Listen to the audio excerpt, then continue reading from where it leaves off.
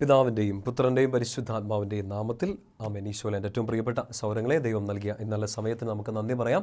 കർത്താവിൻ്റെ കൂടെ ആയിരിക്കുന്ന സമയമാണ് നമ്മുടെ ജീവിതത്തിലെ ഏറ്റവും ആനന്ദമേറിയ, ഏറ്റവും സന്തോഷവും ഏറ്റവും സമാധാനവും നൽകുന്ന സമയമെന്ന് നമ്മൾ തിരിച്ചറിയുന്നു, വിശ്വസിക്കുന്നു. നമ്മൾ വചനത്തിലൂടെ ഓരോ കാര്യങ്ങളും ഈശോ നമ്മളോട് സംസാരിക്കുന്നതിനൊക്കെ ഓർത്ത് നമുക്ക് നന്ദി പറയാം. കർത്താവ് സ്നേഹത്തോടെ സംസാരിച്ച ഓരോ വാക്കും, വിശുദ്ധ ഗ്രന്ഥത്തിലെ പഴയ നിയമത്തിലെയും പുതിയ നിയമത്തിലെ ഓരോ വാക്കും എന്നോട് എൻ്റെ ഈശോ സ്നേഹത്തോടെ സംസാരിച്ച കാര്യമാണ്. ആ ദൈവത്തിൻ്റെ വാക്കാണ് ഓരോ വചനത്തിലും നിറഞ്ഞു നിൽക്കുന്നതെന്ന് നമ്മൾ വിശ്വസിക്കുകയും നമ്മളത് ഏറ്റുപറയുകയും അതനുസരിച്ച് ജീവിക്കാൻ വേണ്ടി പരിശ്രമിക്കുകയും ചെയ്യുന്നു. പ്രിയപ്പെട്ട സൗരങ്ങളെ, വളരെ സുന്ദരമായ ഒത്തിരി അനുഗ്രഹം നിറഞ്ഞൊരു സങ്കീർത്തനമാണ് 25-ാമത്തെ സങ്കീർത്തനം. ദാവീദിൻ്റെ വളരെ സുന്ദരമായ സങ്കീർത്തനങ്ങളിലൊന്നാണ്. ഒരു പ്രാർത്ഥനയാണ്, കർത്താവെ എന്നെ വഴി കാട്ടണമേ എന്ന്. അങ്ങിൽ ആശ്രയിച്ച എന്നെ അങ്ങ് കൃത്യമായി വഴി നടത്തണമേ എന്നിട്ടൊരു ഒരു വിശ്വാസ പ്രഖ്യാപനമൊക്കെ ദാവീദ് അവിടെ നടത്തുന്നുണ്ട്. 25-ാമത്തെ സങ്കീർത്തനത്തിൻ്റെ 4-ാം വാക്യം ഇങ്ങനെയാണ്: കർത്താവെ അങ്ങയുടെ മാർഗ്ഗങ്ങൾ എനിക്ക് മനസ്സിലാക്കി തരണമേ, അങ്ങയുടെ പാതകൾ എന്നെ പഠിപ്പിക്കണമേ. എന്നുവെച്ചാൽ ആ ഒരു വാക്യത്തിൻ്റെ ആ ഒരു പ്രാർത്ഥനയുടെ ഒരു മീനിങ് ഒന്ന് ചിന്തിച്ച് നോക്കിയേ. അങ്ങയുടെ മാർഗ്ഗങ്ങൾ എനിക്ക് മനസ്സിലാക്കി തരണം, അങ്ങയുടെ പാതകൾ എന്നെ പഠിപ്പിക്കണം. ഇങ്ങനെ ചിന്തിച്ചാൽ മതി. മുമ്പിൽ കർത്താവ് നടന്നു പോവാണ്. നമുക്ക് ഇപ്പോൾ കുറച്ച് അകലെ ആയിരിക്കാം, നമുക്ക് പിടികിട്ടുന്നുണ്ടാവില്ല, കർത്താവിൻ്റെ വഴി ഏതാണെന്ന് അറിയുന്നുണ്ടാവില്ല. പ്രാർത്ഥന നടത്തുകയാണ് ദാവീദ്: കർത്താവെ അങ്ങയുടെ മാർഗ്ഗം, അങ്ങയുടെ വഴി എന്നെ പഠിപ്പിക്കണം, അങ്ങയുടെ പാത എന്നെ പഠിപ്പിക്കണം. എന്ന് വെച്ചാൽ ഈശോ നടക്കുന്ന വഴിയെ നടക്കാൻ എന്നെ പഠിപ്പിക്കണേ. നമുക്ക് മറ്റൊന്നും മാതൃകയാവേണ്ടതില്ല, മറ്റൊന്നും നോക്കേണ്ടതില്ല, ലോകത്തിൻ്റെ ആകർഷണങ്ങളോ ലോകത്തിലെ ഹീറോസോ ഒന്നുമല്ല. ഈശോയെ നോക്കുക, ഈശോ നടന്ന വഴി, അതിൻ്റെ പിന്നാലെ നടക്കുക. അതുകൊണ്ട് ദാവീദ് ഇങ്ങനെ പ്രാർത്ഥിക്കുന്നത്: അങ്ങയുടെ പാതകൾ എന്നെ പഠിപ്പിക്കണം, ദൈവമേ അങ്ങയുടെ കാൽപ്പാടുകൾ പിഞ്ചെന്ന് എനിക്ക് നടക്കണം.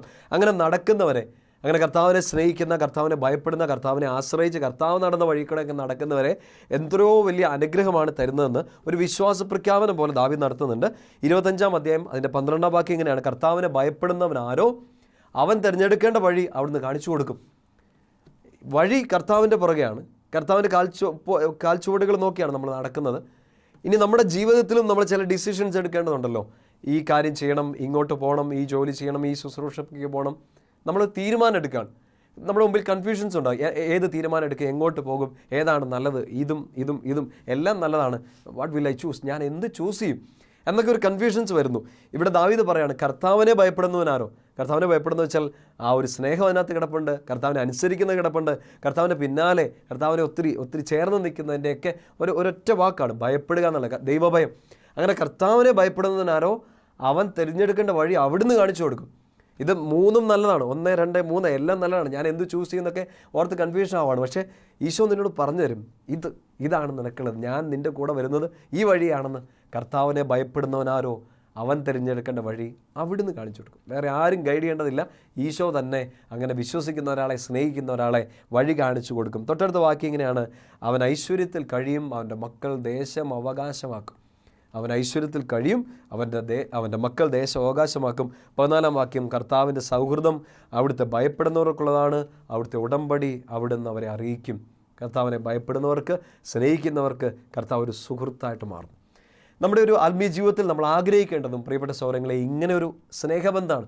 ദൈവവുമായിട്ട്, പിതാവുമായിട്ടൊരു സ്നേഹബന്ധം, ഈശോയുമായിട്ടൊരു സ്നേഹബന്ധം, പരിശുദ്ധാത്മാവുമായിട്ടുള്ളൊരു ഐക്യം, വിശുദ്ധരോടും മാലാഖമാരോടും ഒക്കെ ചേർന്ന ഒരു കൂട്ടായ്മ, ഒരു സ്നേഹബന്ധം, ഒരു സൗഹൃദ ബന്ധം സ്വർഗവുമായിട്ട് നമ്മൾ ആഗ്രഹിക്കണം.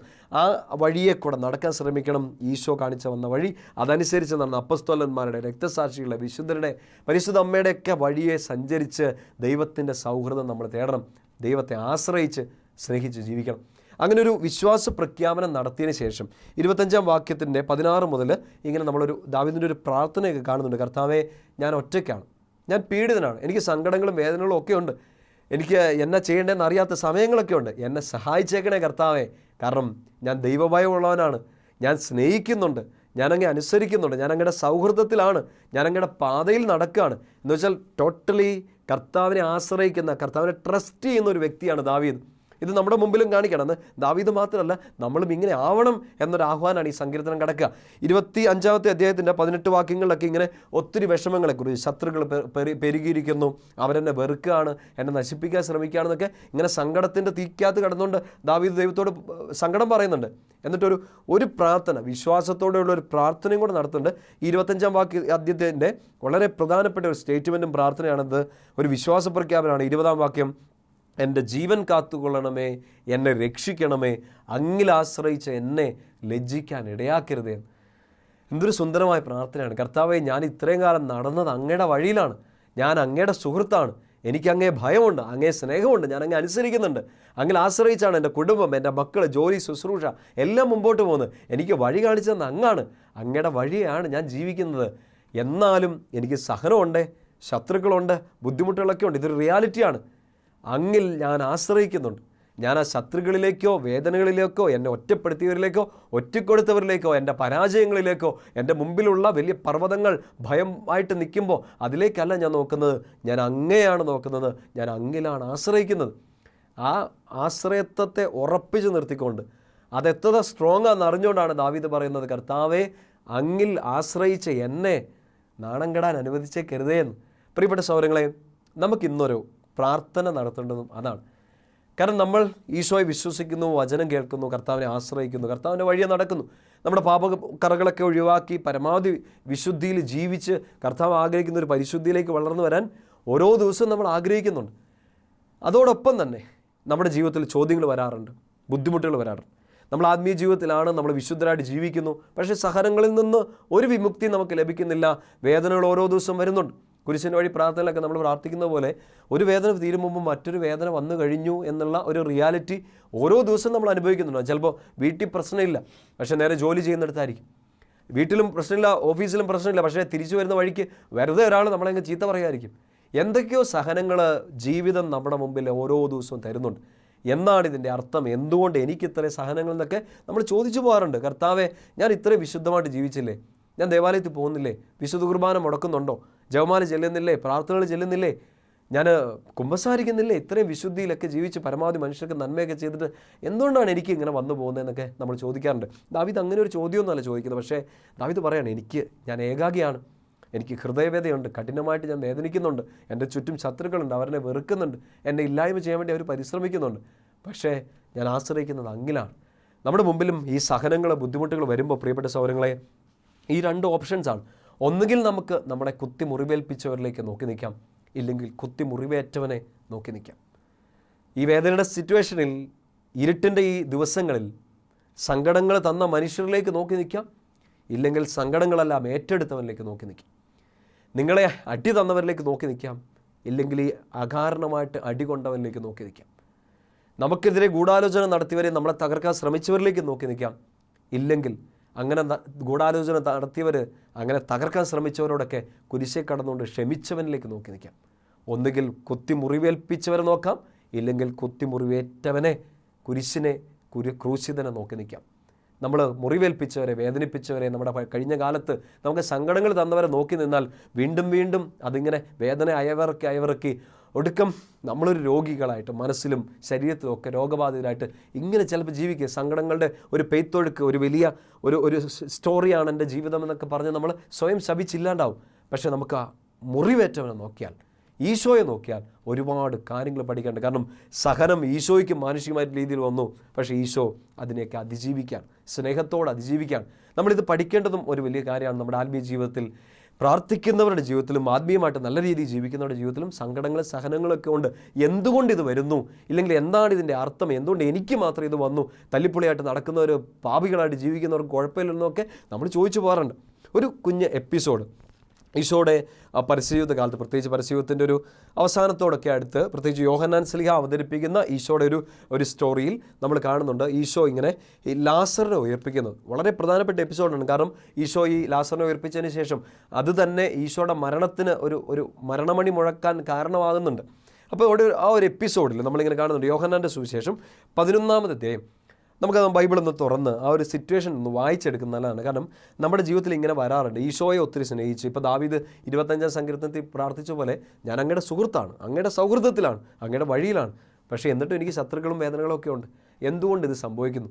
നമ്മളും ഇങ്ങനെ ചോദിച്ചു, ഈശോയെ, ഞാൻ അങ്ങിലാണ് പിടിച്ചു നിൽക്കുന്നത്, നാണംകട അനുവദിച്ചേക്കരുതേ എന്ന് നമ്മൾ പറയുന്നുണ്ട്. എന്താണ് സംഭവിക്കുന്നത്? എന്തുകൊണ്ടാണ് ആത്മീയ ജീവിതം നയിക്കുന്ന ഒരാളിലും, ഒത്തിരി പ്രാർത്ഥിച്ച് വിശുദ്ധി ജീവിക്കുന്ന ഒരാളിലും എന്തുകൊണ്ട് ഈശോ സഹനങ്ങൾ അനുവദിക്കുന്നു? ഈ ഒരു ചോദ്യത്തിന് ഒരു ഉത്തരം കണ്ടുപിടിക്കാൻ വേണ്ടി നമ്മൾ ശ്രമിക്കുകയാണ്. യോഹന്നാൻ്റെ സുവിശേഷം 11-ാമത്തെ അധ്യായത്തിൽ അതിൻ്റെ 1-ാം വാക്യം ഇങ്ങനെയാണ്. അവിടെയുള്ള ആ എപ്പിസോഡിലുള്ള വ്യക്തികളെ ഒന്ന് ജസ്റ്റ് ഒന്ന് പരിചയപ്പെടുക. ഒന്ന് ലാസറാണ്. ലാസർ, പിന്നെ സഹോദരിമാരായ മർത്ത, മറിയം.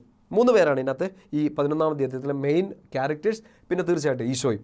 1-ാം വാക്യം ഇങ്ങനെ, ലാസർ എന്നു പേരുള്ള ഒരുവൻ രോഗബാധിതനായി, ഇവൻ മറിയത്തിൻ്റെയും അവളുടെ സഹോദരിയായ മർത്തയുടെയും ഗ്രാമമായ ബഥാനിയയിൽ നിന്നുള്ളവരൻ. അവരെ പരിചയപ്പെടുത്തിയതിന് ശേഷം 3-ാം വാക്യം ഇങ്ങനെയാണ്, കർത്താവെ, അങ്ങ് സ്നേഹിക്കുന്നവൻ രോഗിയായിരിക്കുന്നു എന്ന് പറയാൻ ആ സഹോദരിമാർ അവൻ്റെ അടുക്കിലേക്ക് ആളയച്ചു.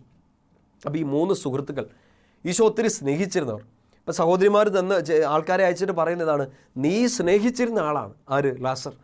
ഈശോ എന്ന ദൈവപുത്രൻ, ഈശോ എന്ന ദൈവം, ഈശോ ഈ ഭൂമിയിലായിരുന്ന സമയത്തും ഒക്കെ ഒത്തിരിയധികം സ്നേഹിച്ചു. കുറേ പേരെ, എല്ലാവരെയും സ്നേഹിച്ചു. ശിഷ്യന്മാരെ സ്നേഹിച്ചു, പാവപ്പെട്ടവരെ സ്നേഹിച്ചു.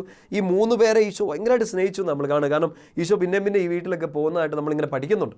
അപ്പോൾ ഈ ലാസർ, മർത്ത, മറിയം ഈശോയുടെ ഒരു ഫ്രണ്ട്സ് സർക്കിളിലുള്ളവരാണ്. ഈ ലാസറിന് ഇപ്പോൾ എന്ത് പറ്റി? ലാസർ രോഗബാധിതനാണ്. ലാസർ രോഗബാധിതനാണെന്ന് പറഞ്ഞാൽ പോരാ, ഈശോ സ്നേഹിച്ച ലാസർ, ഈശോയുടെ സൗഹൃദത്തിലുണ്ടായിരുന്ന ലാസർ രോഗബാധിതനായി. ഇതാണ് നമ്മുടെ ചോദ്യത്തിൻ്റെ ആദ്യത്തെ ഒരു പ്രവേശിക. ഇതാണ്, ഈശോ സ്നേഹിച്ച ഒരാൾക്കും സഹനം, ഈശോ സ്നേഹിച്ച ഒരാൾക്കും വേദന. നമ്മുടെ ചോദ്യത്തിൻ്റെ ആദ്യത്തെ ഉത്തരം അവിടെയാണ് കിട്ടേണ്ടത്. It's a reality. ഈശോ സ്നേഹിക്കുന്നവനും ഈ ഭൂമിയിൽ സഹനങ്ങളുണ്ട്. ഈശോയെ മാത്രമേ സ്നേഹിക്കുകയുള്ളൂ എന്ന് പറയുന്നവനും ഈ ഭൂമിയിൽ സഹനങ്ങളുണ്ട്. ലാസർ ഒരു എക്സാമ്പിൾ, ഒരു ഉദാഹരണമാണ്. ഈശോ സ്നേഹിച്ചിരുന്നവന് രോഗം വന്നു. ഇനി അതവിടെ തീർന്നില്ല. ഈ സഹോദരിമാർ തീർച്ചയായിട്ടും എന്തിനാണ് ഈശോയെ കാണാൻ വേണ്ടി ചെല്ലുന്നത്, ഇല്ലെങ്കിൽ ആൾക്കാരെ അയക്കുന്നത്? രോഗബാധിതനാണ് ആര്? കൂട്ടുകാരനെ ഉറപ്പായിട്ടും ഈ കൂട്ടുകാരെ സഹായിക്കുമല്ലോ. കാരണം ഈശോ വഴിയെ പോകുന്നവരെ, കണ്ണു കാണാത്തവരെ, മേലാത്തവരെ, പാപികളെ എല്ലാം സൗഖ്യപ്പെടുത്തുന്നുണ്ട്. അങ്ങനെയെങ്കിൽ ഒരു പരിചയമില്ലാണ്ട് വഴി കൂടെ നടക്കുന്നവരെ ഒക്കെ ഈശോ സൗഖ്യപ്പെടുത്തുന്നുണ്ടെങ്കിൽ അവർക്ക് മാനുഷികമായിട്ട് ഇത്രയും ചിന്തിക്കാം, ഈ വഴി കാണുന്നവരെയൊക്കെ സഹായിച്ച ഒരാൾ തീർച്ചയായിട്ടും ആരെ സഹായിക്കാണ്ടിരിക്കും? നമ്മുടെ കൂട്ടുകാരനെ സഹായിക്കാണ്ടിരിക്കുമോ? ഇത്രയും സ്നേഹിക്കുന്ന ഒരാളെ സഹായിക്കാണ്ടിരിക്കുമോ? അപ്പോൾ ആളയക്കാണ്. അത് ഈശോയ്ക്ക് അവിടെ നിന്ന് ചിന്തിച്ചാൽ മതി, ഈശോയ്ക്ക് ഇവിടെ സൗഖ്യം നടത്താൻ പറ്റും. അങ്ങനെയുള്ള പല സംഭവങ്ങൾ തീർച്ചയായിട്ടും ഈ കൂട്ടുകാരികൾ, ഈ ചേച്ചിമാർ, ഈശോയുടെ പ്രിയപ്പെട്ട ഈ സുഹൃത്തുക്കൾ അറിഞ്ഞിട്ടുണ്ടാവല്ലോ.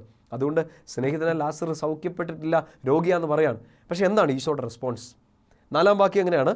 അത് കേട്ടപ്പോൾ ഈശോ പറഞ്ഞു, ഈ രോഗം മരണത്തിൽ അവസാനിക്കാനുള്ളതല്ല, പ്രത്യുത ദൈവത്തിൻ്റെ മഹത്വത്തിനും അതുവഴി ദൈവപുത്രൻ മഹത്വം പ്രാപിക്കുന്നതിനും വേണ്ടിയാണ്. തൊട്ടടുത്ത വാക്യം ഒന്നും കൂടി ആ സ്നേഹത്തെക്കുറിച്ച് പറയുന്നുണ്ട്. ഈശോ മർത്തായെയും അവളുടെ സഹോദരിയെയും ലാസറിനെയും സ്നേഹിച്ചിരുന്നു. വീണ്ടും എടുത്തു പറയാണ് സ്നേഹിച്ചു. എന്തിനാ അങ്ങനെ എടുത്തു പറയുന്നതെന്ന് അറിയോ? കാരണം അടുത്ത സ്റ്റേറ്റ്മെൻറ്റ് നമ്മളെ കൺഫ്യൂഷൻ ആക്കുന്നതാണ്. 6-ാം വാക്യം, എങ്കിലും അവൻ രോഗിയായെന്ന് കേട്ടിട്ടും ഈശോ താൻ താമസിച്ചിരുന്ന സ്ഥലത്ത് തന്നെ 2 ദിവസം കൂടെ ചെലവഴിച്ചു.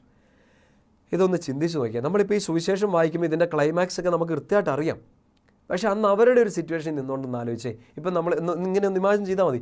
ഇപ്പം നമ്മുടെ നാട്ടിൽ ഇല്ലെങ്കിൽ നിങ്ങളുടെ അയൽപ്പക്കത്താണ് ഈശോ ശരിക്കും ഉള്ളതെന്ന് വിചാരിച്ചേ. അന്ന് വന്ന പോലെ ഇപ്പം നമ്മുടെ അയൽപ്പക്കത്തുണ്ട്. അപ്പം നമുക്ക് ഈശോയെക്കുറിച്ച് ഒത്തിരി കാര്യങ്ങൾ കേട്ടു. നമ്മൾ ഈശോയ്ക്ക് ചോറൊക്കെ കൊടുത്തിട്ടുണ്ട്, ഈശോയുടെ കൂടെ ക്രിക്കറ്റൊക്കെ കളിച്ചുകൊണ്ട് അങ്ങനെ നല്ല ഫ്രണ്ട്സായിട്ട് നിൽക്കുകയാണ്. അപ്പോൾ നമ്മളൊരാൾ ഇങ്ങനെ സിക്കായി മേലാണ്ട് കിടക്കുകയാണ്. അപ്പോൾ ഈശോയോട് നമ്മൾ പറഞ്ഞു, അതേ കൂട്ടുകാരൻ മേലെ കേട്ടോ, കൂട്ടുകാരിക്ക് മേലെ കേട്ടോ. ഈശോ ഉറപ്പായിട്ട് സൗഖ്യപ്പെടുത്തും. പക്ഷേ എന്താ ചെയ്തത്? അതായത് മുമ്പേ പറഞ്ഞ പോലെ വഴിയെ കൂടെ പോകുന്നവരെല്ലാം എന്നെ ആരാ തൊട്ടേ അതുപോലും അറിയത്തില്ല, അത്രയും സൗഖ്യം വരെ കൊടുത്തോണ്ടിരുന്ന ഈശോ ഒരു പരിചയമില്ലാത്ത ആൾക്കാരെല്ലാം സൗഖ്യപ്പെടുത്തി. ഈശോ ഈ കൂട്ടുകാരൻ വേദനയോടെ കിടക്കാണ്, മരണം കാത്തു കിടക്കാണ്, രോഗബാധിതനാണ്. ചെന്ന് ഇപ്പം തന്നെ ഒരൊറ്റ മൊമെൻറ്റിൽ സൗഖ്യപ്പെടുത്തേണ്ടതാണ്. പക്ഷേ ചെയ്തില്ല. രോഗിയാന്ന് പറഞ്ഞിട്ട് 2 ദിവസം കൂടെ അവിടെ നിൽക്കുകയാണ്. നമ്മളെ ചിലപ്പോൾ ചോദിച്ചു നോക്കുക, അതെന്നാ പരിപാടിയാണ് ഈശോയെ എന്ന് ചോദിച്ചു പോയി. നമ്മൾ മനുഷ്യമായിട്ട് ചോദിച്ചു പോകും. അവിടെ നിന്നു. കാരണം ഈശോയ്ക്കൊരു ബോധ്യം, ഈശോ ഇത് ചെയ്യാൻ പോകുന്നത് എന്താണെന്ന് ഈശോയ്ക്ക് നന്നായിട്ട് അറിയാറുണ്ട്. ഇവർക്കിത് മനസ്സിലാവുന്നില്ല. കാരണം ഈശോയ്ക്ക് ഉറപ്പാണ് ഇത് മരണത്തിൽ അവസാനിക്കാനുള്ളതല്ല, ഇതൊരു അടയാളമായിട്ട് മാറും, ഇത് മഹത്വത്തിൻ്റെ അടയാളമായിട്ട് മാറുമെന്ന് ഈശോയ്ക്ക് ഉറപ്പാണ്. പക്ഷേ മാനുഷികമായിട്ട് ചിന്തിക്കുമ്പോൾ ഈ മർത്തായ്ക്കും മറിയത്തിനും എന്തൊരു പ്രതിസന്ധിയുടെ ഘട്ടമാണ്. എല്ലാവരെയും സഹായിക്കുന്ന ഞങ്ങളുടെ കൂട്ടുകാരൻ ഞങ്ങളുടെ വീട്ടിലൊരാവശ്യം വന്നപ്പോൾ സഹായിക്കുന്നില്ല. പ്രിയപ്പെട്ട സഹോദരങ്ങളെ, ഇതാണ് നമ്മുടെ ആത്മീയ ജീവിതത്തിലെ രണ്ടാമത്തൊരു കാര്യം നമ്മൾ ശ്രദ്ധിക്കേണ്ടത്. എല്ലാവർക്കും സഹനമുണ്ട്, സ്നേഹിക്കുന്നവർക്കും സഹനമുണ്ട്. എന്നാൽ നമുക്കല്ലേ അവകാശം? എല്ലാവർക്കും സഹനമുണ്ട്. പക്ഷേ ഈശോയെ ആശ്രയിച്ച എനിക്കെന്തിനാണ് ഈ പ്രാർത്ഥന കേൾക്കാതെ ഇത്രയും കാലം താമസിച്ചിരിക്കുന്നത്? ചിലരുടെ പ്രാർത്ഥനയൊക്കെ പെട്ടെന്ന് കേൾക്കുമല്ലേ. ഒരു തല്ലിപ്പൊളിയായിട്ട് നടന്ന ഒരാളെ പോലും അവസാന നിമിഷം അയാൾ ഒന്ന് തിരിച്ചു വരാൻ തയ്യാറാകുമ്പോൾ ഈശോ സന്തോഷം കൊടുക്കുകയാണ്. കുരിശിലെ എക്സാമ്പിൾ തന്നെ ഏറ്റവും വലുത്. കള്ളൻ അയാൾ എങ്ങനെയൊക്കെ നടന്നു എന്നുള്ളതിൻ്റെ ചരിത്രം അറിഞ്ഞൂടെ. പക്ഷേ കുരിശെ കടന്നുകൊണ്ട് അയാൾ ഒറ്റ വാക്കേ പറഞ്ഞുള്ളൂ, എന്നെ ഓർത്തേക്കണേന്ന് പറഞ്ഞു, നീ സ്വർഗരാജ്യത്തിലായിരിക്കും. അവസാന നിമിഷം, അത്രയും കാലം ഒരുപക്ഷെ മോശമായിട്ട് നടന്ന ഒരാളും അവസാന നിമിഷം ഒരു വെളിച്ചം കിട്ടിയിട്ട് പറയാണ്, കർത്താവേ എനിക്കൊന്ന് മാറണം, നീ മാറിയിരിക്കുന്നു, നീ എൻ്റെ കൂടെയാണെന്ന് പറയാണ്. അങ്ങനെ സൗഖ്യം, അങ്ങനെ വലിയ സ്വർഗം വരെ കൊടുക്കുന്ന ഒരാൾ എന്തുകൊണ്ട് ഇത്രയും പ്രാർത്ഥിച്ച് ഇത്രയും വിശുദ്ധി നടക്കുന്ന എൻ്റെ ജീവിതത്തിൽ, എൻ്റെ കുടുംബത്തിൽ ഇത്രയും കാലം ഞാൻ പ്രാർത്ഥിച്ചിട്ട് എന്തുകൊണ്ട് ഈ മുള്ളു മാറുന്നില്ല, എന്തുകൊണ്ട് ഈ വേദന മാറുന്നില്ല, സഹനം മാറുന്നില്ല? ചോദ്യമാണ്. ഈശോ വെയിറ്റ് ചെയ്യാണ്. 2 ദിവസം കൂടെ അവൻ വെയിറ്റ് ചെയ്യുന്നു. പിന്നീട് മരണവാർത്ത അറിയുന്നു. എന്നിട്ട് ആൾക്കാരൊക്കെ വന്ന് പറയുന്നുണ്ട്, മരിച്ചുപോയി എന്നൊക്കെ പറയുന്നുണ്ട്. ഈശോയ്ക്ക് സങ്കടം വന്നോ സങ്കടം വരാത്തതോ ഒന്നിൻ്റെ അല്ല. 11-ാം വാക്യം ഇങ്ങനെയാണ്, അവൻ തുടർന്നു, നമ്മുടെ സ്നേഹിതനായ ലാസർ ഉറങ്ങുകയാണ്, അവനെ ഉണർത്താൻ ഞാൻ പോവാണ്. ഈശോ പോകാൻ തീരുമാനിക്കണം. ഇപ്പം രോഗിയാണെന്ന് അറിഞ്ഞപ്പോഴല്ല, 2 ദിവസം കഴിഞ്ഞ് മരണം സംഭവിച്ചതിന് ശേഷമാണ് ഈശോ പോകാൻ തീരുമാനിക്കുന്നത്. പ്രിയപ്പെട്ട സഹോദരങ്ങളെ, ഡിലേ ഈസ് നോട്ട് ഡിനയൽ. ഇതെന്നും ജീവിതത്തിൽ ഓർത്തിരിക്കണം. ആത്മീയ ജീവിതത്തിൽ ഡിലേ ഈസ് നോട്ട് ഡിനയൽ. ദൈവം താമസിച്ചു എന്നാൽ ദൈവം തിരസ്കരിച്ചു എന്നല്ല അർത്ഥം. ഞാൻ എൻ്റെ ഒരു പ്രാർത്ഥന സമർപ്പിച്ചു, ഞാൻ ദൈവത്തോട് ചോദിച്ചു, ഇതുവരെ അവൻ ഉത്തരം തന്നില്ല, ഹീ ഈസ് ലേറ്റ്, എനിക്ക് ഉത്തരം തരാൻ വൈകുകയാണ്, എന്നെ തള്ളിക്കളഞ്ഞു എന്നല്ല അതിൻ്റെ അർത്ഥം, തിരസ്കരിച്ചു എന്നല്ല അതിൻ്റെ അർത്ഥം. ഇതുവരെ നീ ചോദിച്ചിട്ട് ഇതിന് ഉത്തരം കിട്ടിയിട്ടില്ലെങ്കിൽ ഈശോയുടെ പ്രിയപ്പെട്ട മക്കളെ, ഇത് വിശ്വസിക്കണം, ഏറ്റെടുക്കണം. ലാസറിൻ്റെ ജീവിതത്തിൽ, മർത്തായുടെ മറിയത്തിൻ്റെ ജീവിതത്തിൽ അവരാഗ്രഹിച്ച സമയത്ത് ഇത് നടന്നില്ല. ദൈവം വെയിറ്റ് ചെയ്തു. താമസിച്ചു എന്നാൽ തിരസ്കരിച്ചു എന്നല്ല അർത്ഥം. താമസിച്ചെങ്കിൽ നിനക്ക് വേണ്ടി കുറച്ചുകൂടെ നല്ലത് ദൈവം ഒരുക്കി വെച്ചിട്ടുണ്ടെന്ന് വിശ്വസിക്കാൻ പറ്റിയാൽ ഈ സഹനത്തെ സന്തോഷത്തോടെ നേരിടാൻ നമുക്ക് പറ്റും. ഒന്ന് ഓർത്ത് നോക്കിയേ, അന്ന് ഈശോ ഈ ലാസർ രോഗിയായിട്ട് കിടക്കാമെന്നറിഞ്ഞു, പെട്ടെന്നങ്ങ് ചെല്ലുന്നു, രോഗസൗഖ്യം ലഭിക്കുന്നു. ഏതൊരു അത്ഭുതം പോലെ ഇത് അവസാനിക്കും. ഈശോ ചെയ്ത ഏതോ ഒരു അത്ഭുതം പോലെ ഇത് അവസാനിക്കും. പക്ഷേ ഇത് ഈശോ വെയിറ്റ് ചെയ്തു, താമസിച്ചു, ഡിലേ ചെയ്തു, ഡിനൈ ചെയ്തില്ല. പക്ഷെ അതെന്തായി മാറി? വെറും ഒരു അത്ഭുതമല്ല, ഒരടയാളമായിട്ട് മാറി. ഈശോ ഇത് ദൈവമാണെന്നും ഇതാണ് യഥാർത്ഥ ദൈവമെന്നും ഈശോ പ്രൂവ് ചെയ്ത് കൊടുത്തു. ഈ ഒരു അടയാളത്തോടെ ദൈവം മഹത്വപ്പെടാൻ ഇതൊരടയാളമായിട്ട് മാറി. അതുകൊണ്ട് നമ്മുടെ ജീവിതത്തിലും ചില ചോദ്യങ്ങൾക്ക് ഉത്തരം വൈകുമ്പോൾ, കിട്ടുന്നില്ല, എന്തുകൊണ്ടെന്നൊക്കെ നമ്മൾ 100 ചോദ്യം ചോദിക്കുമ്പോൾ ഇങ്ങനെ വിശ്വസിക്കാൻ പറ്റണം, കണ്ണും പൂട്ടി വിശ്വസിക്കാൻ പറ്റണം, ഇത് മരണത്തിൽ അവസാനിക്കാനുള്ളതല്ല, ഇതെൻ്റെ സങ്കടത്തിൽ അവസാനിക്കാനുള്ളതല്ല. ഇത് മാറുന്നത് വരെ കർത്താവ് ഉത്തരം തരാൻ താമസിച്ചാലും ഞാൻ കർത്താവിൻ്റെ അടുത്ത് നിന്ന് മാറില്ല, ഞാൻ കർത്താവിൻ്റെ കൂടെ ആയിരിക്കും. അങ്ങനെ ഒരു വിശ്വാസം പ്രഖ്യാപിക്കാൻ നമുക്ക് പറ്റുമെങ്കിൽ പ്രിയപ്പെട്ട സഹോദരങ്ങളെ, വിശ്വസിക്കുക, ഇന്ന് അനുഭവിക്കുന്ന ഈ സങ്കടം, ഈ സഹനം ദൈവം നിൻ്റെ ജീവിതത്തിൽ ഒരടയാളമാക്കി മാറ്റിയിരിക്കും. അതൊരുറച്ച ബോധ്യമായിട്ട് എടുക്കണം. ഇന്ന് ഈ ഒരു വചനം നമ്മൾ ശ്രവിക്കുമ്പോൾ, നമ്മൾ ഇതിനെക്കുറിച്ചൊക്കെ ചിന്തിക്കുമ്പോൾ, നമ്മൾ ഈ ഒരു എപ്പിസോഡ് വീണ്ടും വായിച്ച് മനസ്സിലാക്കുക എന്നുള്ളതല്ല നമ്മുടെ ഉദ്ദേശം. പക്ഷേ നമ്മുടെ ജീവിതത്തെ ഈശോയുടെ കണ്ണിലൂടെ ഒന്ന് കണ്ടു നോക്കുക. ലാസറും മർത്തായും മറിയോ അനുഭവിച്ച ആ ഒരു സാഹചര്യത്തിലൂടെ ഒന്ന് കണ്ടു നോക്കുക. എൻ്റെ ജീവിതത്തിലുണ്ട് ഇതുപോലെയൊക്കെ. ഞാനും ചോദ്യം ചെയ്തിട്ടുണ്ട്. ഒരുപക്ഷെ ഇപ്പം ഈ ശുശ്രൂഷ പങ്കെടുക്കുന്ന മണിക്കൂറുകൾ പോലും ഒരാശ്വാസമാവട്ടെ എന്നൊക്കെ വന്നിരുന്നതായിരിക്കും. വീട്ടിലെ ടെൻഷൻ, ജോലിയിലെ ടെൻഷൻ, ശുശ്രൂഷയിലെ ബുദ്ധിമുട്ടുകൾ, ലോകം തരുന്ന വേദനകൾ, രോഗപീഠകൾ, എന്തുകൊണ്ടാണ് ഈശോയെ എനിക്കിങ്ങനെ എന്നൊക്കെ ചോദിച്ച് പോകുന്ന മൊമെൻറ്റിൽ നമുക്ക് വെളിച്ചമാവേണ്ടത് ഇവരുടെ ജീവിതമാണ്. ഈശോ ഇതൊരു മഹത്വമാക്കി മാറ്റി. പിന്നെ കൂടെ ശ്രദ്ധിച്ച് അതിന് തുടർന്നുള്ള ഭാഗം 14-ാം വാക്യം, അപ്പോൾ ഈശോ വ്യക്തമായി അവരോട് പറഞ്ഞു, ലാസർ മരിച്ചുപോയി. It's a reality. പിന്നീട് തോമസൊക്കെ നമുക്ക് അവൻ്റെ കൂടെ പോയി മരിക്കാമെന്നൊക്കെ പറയുന്ന ഒരു സാഹചര്യമുണ്ട്. നമ്മൾ ഇവരിൽ മാത്രം ഒന്ന് ഫോക്കസ് ചെയ്യണം, ഈ ലാസറിൻ്റെ വീട്ടിലേക്ക്. 17-ാം വാക്യം, ലാസർ സംസ്കരിക്കപ്പെട്ട് 4 ദിവസമായെന്ന് ഈശോ അവിടെ എത്തിയപ്പോൾ അറിഞ്ഞു. നോക്കിയേ, 2 ദിവസത്തെ ഓൾറെഡി ഈശോ ലേറ്റാണ്. ഇനിയിപ്പോൾ ഇത് മരണം കഴിഞ്ഞു, അടക്ക് കഴിഞ്ഞു, 4 ദിവസമായി. ഒത്തിരി ലേറ്റായിപ്പോയി അല്ലേ? നമ്മുടെ മനുഷ്യ ജീവിതത്തിൽ ചോദിച്ചു, ഇനിയിപ്പോൾ എന്തിനാണ്? എനിക്കൊരു ആവശ്യം വന്ന സമയത്ത് ഉണ്ടായില്ല, ഇനിയിപ്പോൾ എന്തിനാണ്? അങ്ങനെ ചോദിച്ചു പോകുന്ന ഒരു സിറ്റുവേഷനിലാണ് ഈശോ അവിടെ ചെല്ലുന്നത്. ചെന്ന പാടെ കുറച്ച് കാര്യങ്ങളൊക്കെ അവിടെ സംഭവിക്കുന്നുണ്ട്. 20-ാം വാക്യം ഇങ്ങനെയാണ്, ഈശോ വരുന്നുണ്ടെന്ന് കേട്ടപ്പോൾ മർത്ത ചെന്ന് അവനെ സ്വീകരിച്ചു. മർത്ത, എല്ലാ കാര്യങ്ങളും വ്യാപൃതയായിരുന്ന മർത്ത ഈശോയെ സ്വീകരിക്കാൻ വേണ്ടി ചെല്ലുകയാണ്. എന്തായാലും ചെന്നു, എൻ്റെ കർത്താവാണല്ലോ, എൻ്റെ കൂട്ടുകാരനൊക്കെ ആണല്ലോ. ചെന്ന പാടെ സ്നേഹത്തോടെയാണെന്ന് തോന്നുന്നു. ഒരു പരാതി പറയുന്നുണ്ട്. 21-ാം വാക്യം, മർത്ത ഈശോയോട് പറഞ്ഞു, കർത്താവേ, നീ ഇവിടെ ഉണ്ടായിരുന്നെങ്കിൽ എൻ്റെ സഹോദരൻ മരിക്കുകയില്ലായിരുന്നു. ഒരു സത്യമാണല്ലോ, നീ ഇവിടെ ഉണ്ടായിരുന്നെങ്കിൽ ഇതൊന്നും സംഭവിക്കില്ല. നേരത്തെ ഞാൻ പറഞ്ഞതാണേ, എൻ്റെ വീട്ടിൽ ഇങ്ങനെ ഒരു പ്രശ്നമാണ്, എൻ്റെ ജോലിയിൽ ഇങ്ങനെ ഒരു പ്രശ്നമാണ്, ഈശോ നിനക്ക് അപ്പം സഹായിക്കായിരുന്നു, സഹായിച്ചില്ല, നീ ഉണ്ടായിരുന്നില്ല. നീ ഇവിടെ ഉണ്ടായിരുന്നെങ്കിൽ എനിക്കിത് സംഭവിക്കില്ലായിരുന്നു, എൻ്റെ വീട്ടിൽ ഇത് സംഭവിക്കില്ലായിരുന്നു. പ്രിയപ്പെട്ട സഹോദരങ്ങളെ, ചോദ്യം ചെയ്ത് പോയിട്ടില്ലേ നമ്മളിങ്ങനെ, പരാതിപ്പെട്ടിട്ടില്ലേ ഇങ്ങനെ? നീ ഉണ്ടായിരുന്നെങ്കിൽ, ചിലപ്പോൾ ചിന്തകളുടെ അങ്ങേ അറ്റത്ത് നിന്ന് ചോദിച്ചിട്ടുണ്ട്, നീ സത്യമായിട്ടും ദൈവമൊക്കെ ആണോ, എന്നിട്ട് എന്നെ ഇത് ചെയ്യാഞ്ഞേ, ശരിക്കും എന്നെ സ്നേഹിക്കുന്നുണ്ടോ എന്നൊക്കെ നമ്മൾ ചോദിച്ചിട്ടുണ്ട്. നീ ഇവിടെ ഉണ്ടായിരുന്നെങ്കിൽ ഇത് സംഭവിക്കില്ലായിരുന്നു, എൻ്റെ സഹോദരൻ മരിക്കില്ലായിരുന്നു. ഈശോ മറുപടിയായിട്ട് കുറേ കാര്യങ്ങൾ പുനരുദ്ധാനത്തെക്കുറിച്ച്, ജീവനെക്കുറിച്ച് വീണ്ടും ഈശോ ഒരു അയാം സ്റ്റേറ്റ്മെൻ്റ് ഒക്കെ പറയുന്നുണ്ട്. ഞാനാണ് പുനരുദ്ധാനം ജീവനും. മർത്തയ്ക്ക് ഇതൊക്കെ മനസ്സിലാവുന്നുണ്ട്. എല്ലാവരും മരിച്ചു, എല്ലാവരും ഉയർക്കും, എല്ലാം എനിക്കറിയാം കർത്താവേ. ഈശോ ഒറ്റ കാര്യം അവളോട് പറയുന്നുള്ളൂ, വിശ്വസിക്കുക, ബിലീവ്.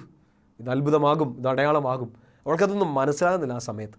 തുടക്കത്തിൽ തന്നെ ഈശോ ഇത് പറയുന്നുണ്ട്. ഈ രോഗത്തെക്കുറിച്ച് കേൾക്കുമ്പോൾ ഇത് വിശ്വസിക്കണം, ഇതൊരു അടയാളമായി മാറും. ഇവളോട് ഇത് പറയുന്നുണ്ട്, ഇവൾക്കത് മനസ്സിലാവുന്നില്ല. മനസ്സിലാവാനുള്ള മൊമെൻറ്റുകൾ ആയി വരുന്നേ ഉള്ളൂ. എന്തായാലും കിട്ടിയൊരു വെളിച്ചത്തിൽ മർത്ത ചെയ്യുന്നൊരു കാര്യമുണ്ട്. 28 വാക്യം, ഇത് പറഞ്ഞിട്ട് അവൾ പോയി തൻ്റെ സഹോദരിയായ മറിയത്തെ വിളിച്ച്, ഇതാ ഗുരു ഇവിടെ ഉണ്ട്, നിന്നെ വിളിക്കുന്നു എന്ന് പറഞ്ഞു. അപ്പോൾ അവളതാണ് ചെയ്തത്. ഈശോയോട് കുറച്ച് വർത്താനമൊക്കെ പറഞ്ഞു. എന്നിട്ട് നേരെ വീട്ടിലോട്ട് ചെന്നു. മറിയം അവിടെ ഇരിപ്പുണ്ട്, സങ്കടത്തോടെ സഹോദരനെക്കുറിച്ചുള്ള ഓർമ്മകളോടെയൊക്കെ ഇരിപ്പുണ്ട്. അവളോട് പറഞ്ഞു, ഗുരു ഇവിടെ ഉണ്ട്, നിന്നെ വിളിക്കുന്നുണ്ടെന്ന് പറഞ്ഞു. ഇത് കേട്ടപാടെ മറിയം, സാധാരണ ഇരിക്കുന്ന ഒരാൾ, ഈശോയുടെ കാൽച്ചുവട്ടിലിരിക്കുന്ന ഒരാളാണ്. അവൾ ഓടി ചെല്ലുകയാണ്. എഴുന്നേറ്റ് അവൻ്റെ അടുത്തേക്ക് ചെന്നു. ഈശോ അപ്പോഴും അവിടെ തന്നെ നിൽക്കുകയാണ്. ഗ്രാമത്തിലേക്ക് കയറുന്നതേ ഉള്ളൂ. മറിയം തിടുക്കത്തിൽ എഴുന്നേറ്റ് പുറത്തേക്ക് പോകുന്നതുകൊണ്ട് വീട്ടിലുള്ള യഹൂദരൊക്കെ കൂടെ ചെല്ലുന്നുണ്ട്. 32 വാക്യം, മറിയം യേശു വന്നിടത്ത് വന്ന് അവനെ കണ്ടപ്പോൾ കാൽക്കൽ വീണ് പറഞ്ഞു, കർത്താവേ, നീ ഇവിടെ ഉണ്ടായിരുന്നെങ്കിൽ എൻ്റെ സഹോദരൻ മരിക്കുമായിരുന്നില്ല. ഒന്ന് ശ്രദ്ധിച്ചേ പ്രിയപ്പെട്ട സഹോദരങ്ങളെ, ഈ ഒരു കുഞ്ഞു ചിന്ത നമ്മൾ അവസാനിപ്പിക്കുകയാണേ.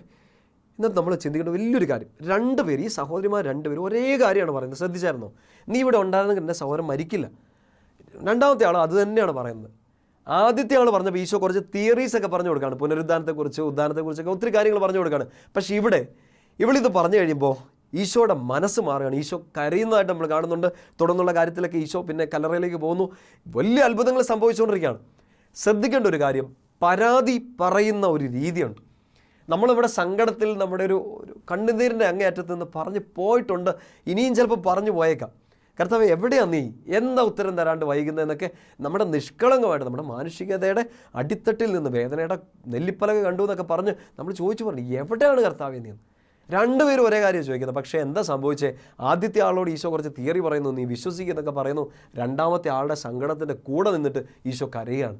കൂടെ നിന്നവരൊക്കെ പറഞ്ഞു, ദേ ഇവൻ അവരെ എത്രമാത്രം സ്നേഹിച്ചു.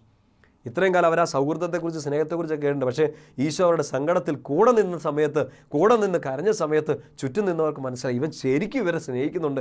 ഇപ്പോഴാണ് ഞങ്ങൾക്ക് ഈ സ്നേഹം ബോധ്യം കിട്ടുന്നതെന്ന്. പ്രിയപ്പെട്ട സഹോദരങ്ങളെ, എന്താണ് ആ പരാതിയുടെ പ്രശ്നം എന്നറിയോ?